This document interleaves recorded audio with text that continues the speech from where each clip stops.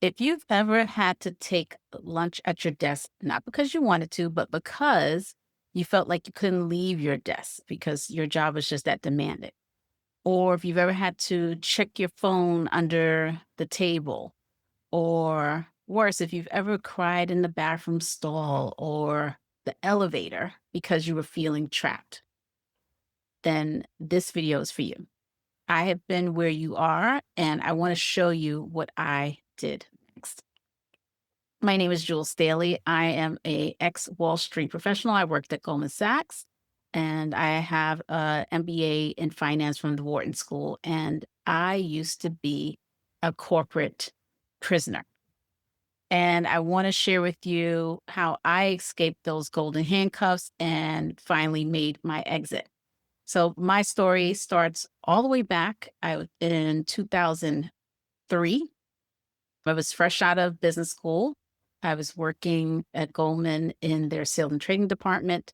And by all measures, I had a great job. I had the title, I had the income, the six-figure income. And by all metrics, everyone would think that I was super successful and doing well.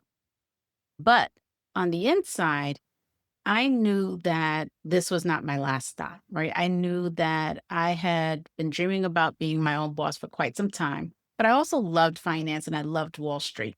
And so when I joined Goldman, I was open to being in a place where I thought that if the job turned out where I really loved it and I was making great money, then wonderful.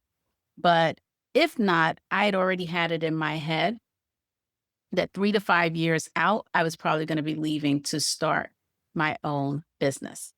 And so, as it turns out, the job was not at all what I expected.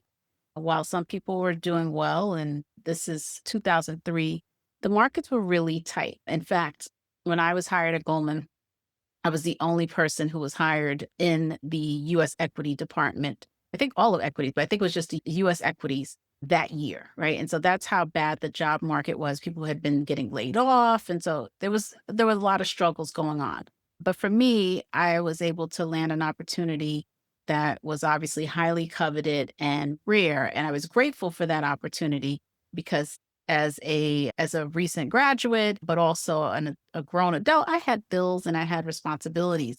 And so I was excited about the opportunity, but started to see that it wasn't at all what I thought it was going to be, which was in my mind, I thought it was going to be a lot of whining and dining and socializing with clients because I love to be around people. And I thought it was going to be like that. And it wasn't like that at all. And I spent most of my days behind the desk and behind a phone and talking to voicemails and leaving voicemails and behind a computer from 7 in the morning till sometimes 6 o'clock or more in the evenings. Long days, very demanding. And so a couple years in, I moved to another department and I really started to think back to my dreams of being an entrepreneur. And I started to say to myself that I need to start taking some kind of action. I need to start making a plan because I did not see myself, and you might relate to this. I didn't see myself being in the seat of my boss, right? So, one of the clues that you are not in the right place is if you look around the people who are higher up, the bosses and the people around you, and you don't see yourself being in their position, then that's a clue that you need to start creating a different plan. And so for me, one of my biggest passions had always been real estate. And so, in particular, real estate investing. And I had this idea that I would replace my corporate paycheck, my six-figure income, with passive income, right? probably heard that passive income is a buzzword. People love to talk about passive income. And I had this idea that I was going to replace my corporate income with passive income from real estate. So I was going to buy a portfolio of properties, a series of properties over time, and those properties were going to replace my paycheck. And so when I accomplished that, the idea was that those rent checks, that paycheck would be replaced by the income being generated from my rental properties So I would no longer be dependent on my job, right? And so it would be something that I'm doing because I want to do, not because I have to do, right? And so I know that a lot of times we feel trapped because we have that income that we're relying on. And for most people, in most cases in the corporate world, it's the only income you have, right? That paycheck is the only thing that you have. And if you lose it, you don't have anything else. And so I knew that if I could create income that replaced that paycheck, then I would have a lot more options and I would feel a lot less stress. And it would give me the cushion and the leeway that I needed to eventually be able to leave if I wanted to or when I had to.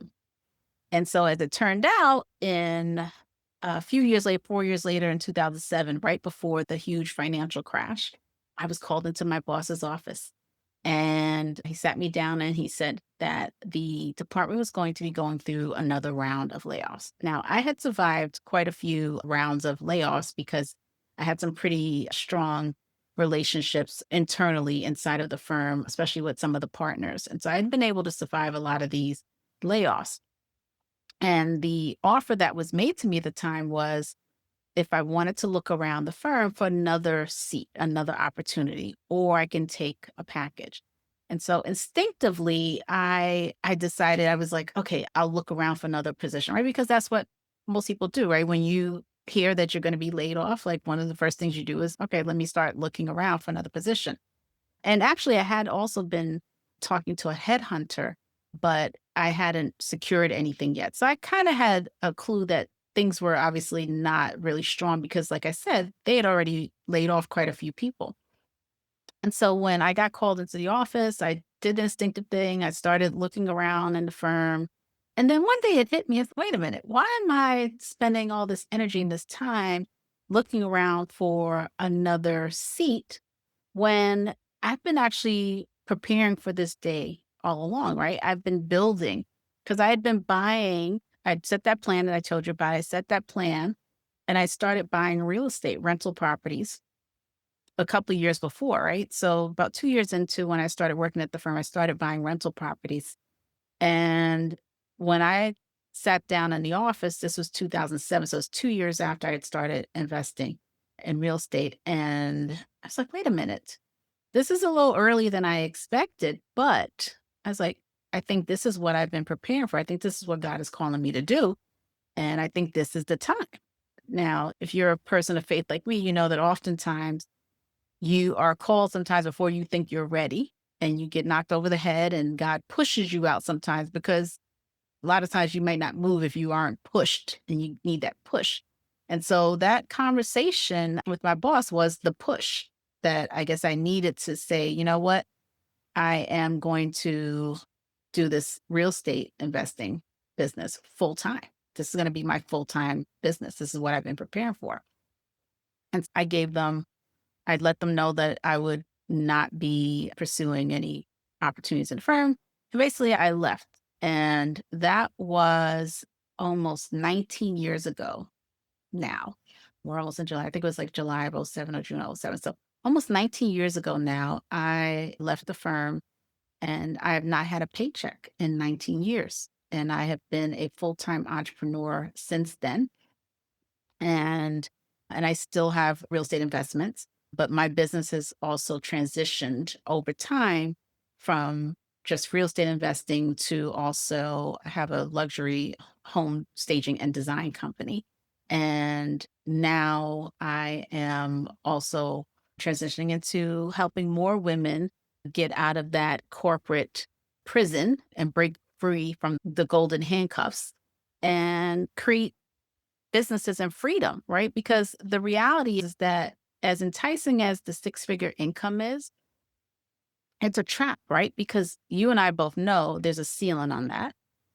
Many times, especially if you're a woman of color, many times you are not fully valued. You're looked over for opportunities. People don't truly value you the way you know you should be valued. And the real freedom, people oftentimes think, oh, I get a paycheck every couple weeks and that's security and that's freedom. But the only real security, I always say, is in the income that you control, the income that you create. if someone can call you into their office and say, we're taking away that check, we're taking away that income, well, where's the security in that? And where's the freedom in that? Right. And so I'm a big believer that even if you love what you do, I'm a big believer in having another stream of income or multiple streams of income that you control and you alone control, and no one can take it from you, right? Because that's where the real freedom lies, right? That's where you accomplish not only financial freedom, but also time freedom, right? Because now when you create something of your own, you have options, right? You don't have to feel stressed about if the next shoe is going to drop, right? Because we all know, when things are tight or things are kind of going awry in the company and you're not sure how secure your position is. And so it's a very freeing feeling to know that you have something else already built up that you control to rely on, so that if you ever do unfortunately get called into the office, you have something to fall on. And even if you don't, you have something to fall on, because for any number of reasons, you might need to take time off or want to step away from that job. And building something of your own is what allows you to be able to do that. So I am a big believer in that, right? Having a income and a business that you create and something that you own and no one else can take it from you. And so if you are watching this video and you are grinding away at that job, you have the title, everyone thinks you're all set and it's all great, but you know on the inside that you want more and you're ready to have more freedom and you're ready to create something of your own, then I want to invite you to join me inside of the Entrepreneur League. It's a community that I created for ambitious women professionals like you to connect with other women professionals, but also learn about how to actually leverage what you know or what you want to do and turn that into an income that can give you those options that we talked about earlier, right? That can give you the freedom, the financial freedom, the time freedom. And I want to be clear, I'm not an advocate of, again, quitting your job or leaping from a job or anything like that. As you heard, I laid out a plan and I started to implement that plan. And so inside the community, we're going to talk about how to start creating a plan, your exit strategy, if that's what you want to do, or how to create a plan to build something alongside what you're already doing. And if you're watching this, and let's say you maybe recently left your corporate job or your high income job and you have a new business and you're still trying to learn how to run a business, how to be an entrepreneur, how you can have the longevity of still being in business 19 years later, like I am, and surviving and thriving through recessions, two recessions at this point, and creating a thriving business, then this is the community for you. This is where you want to be, because I will tell you that there is no one that attains success doing it all by themselves. I promise you that.